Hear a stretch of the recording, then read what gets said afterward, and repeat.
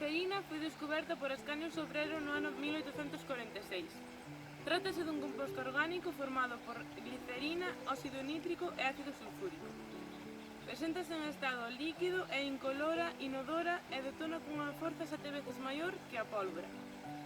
O propio Ascanio Sobrero denominou o seu descubrimento como unha vergoña, pois provocara moitas mortes por diversas explosións.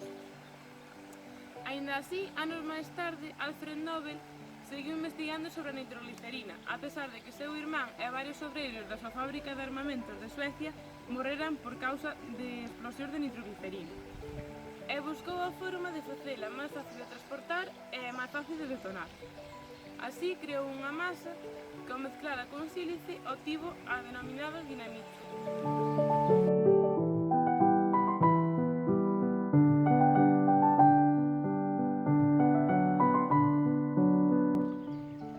A dinamita é un explosivo inestable que, absorbido nun medio sólido formado por caparazón de sílice de diatomeas, que son algas unicelulares, provoca que a dinamita se converta nun explosivo máis estable. Anos despois do seu descubrimento, Nobel córtase nun dedo e cura a súa ferida cun apósito formado por nitrocelulosa e ocórreselle a idea de mezclar esta nitrocelulosa con nitroglicerina para dar lugar así a un explosivo máis potente, a denominada dinamita goma. Ao mesmo tempo que se patentaba esta dinamita goma, a revista The Lancet informaba sobre unha substancia, o nitrito de amilo, que reducía a dor nos casos de anxina de peito. Os médicos comezaron a investigar con sustancias similares e tamén coa nitroglicerina.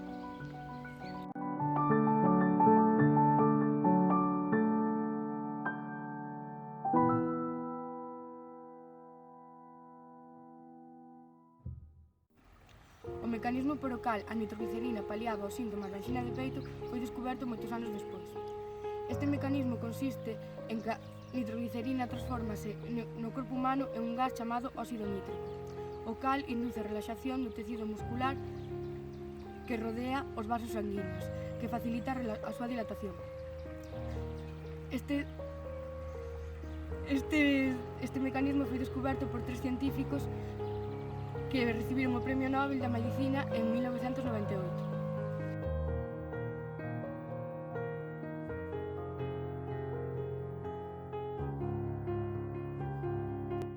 Este gas, o óxido nítrico, foi e segue sendo un potente contaminante xerado pola combustión incompleta nos motores dos automóbiles. Este é o responsable da presenza do smog fotoquímico, que é unha niebla que se xera arredor das cidades. Ademais, este na troposfera entra en contacto co vapor de auga e xera a modalidade de chuvia ácida, que leva aparellado consigo o coñecido mal da pedra e a acidificación nos lagos, entre outros problemas. Volvendo ás aplicacións deste gas no corpo humano, cómpre destacar a utilización deste para o desenvolvemento do fármaco Viagra, que este potencia os efectos deste gas nos vasos sanguíneos do pene, favorecendo a erección. Pero a lista de usos deste gas non para de crecer. De feito, hai pouco que se descubriu que no noso cerebro é importante funciona como neurotransmisor.